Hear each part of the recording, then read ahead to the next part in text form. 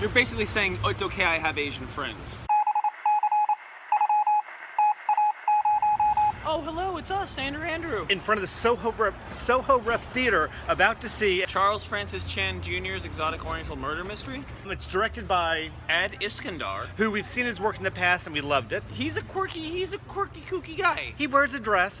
It's called a sarong, Andrew. I'm already showing my cultural... Culturally insensitive from the poster alone. My impression is that this is a show that hilariously sends up all of the ethnic Asian stereotypes. I do know that there's supposed to be a big, huge murder massacre at the end, which I'm looking forward to. Well, let's go in for the first act. Charles Francis Chan Jr.'s Exotic Oriental Murder Mystery. Well, you've got the poster right there. I know, no that's wonder what I said. It's right can't. there.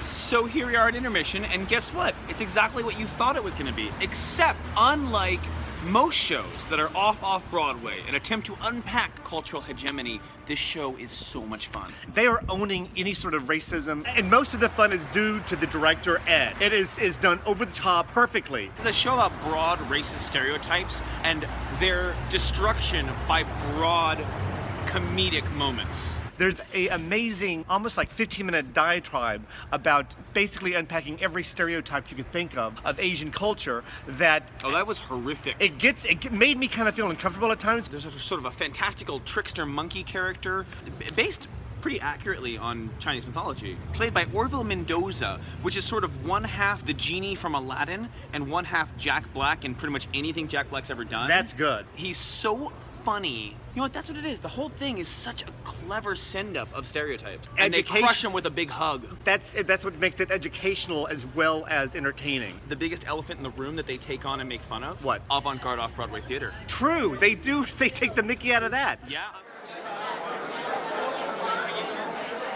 Oops. We forgot to recap. So what is the story about? It's about a guy who's terrified of being drafted to go to war in Vietnam, shiftless, aimless, identityless, and his attempt to write a political diatribe in the form of a play about what it means to be Chinese American. Basically, it's the Bader Meinhof meets the Scottsboro Boys meets murder mystery.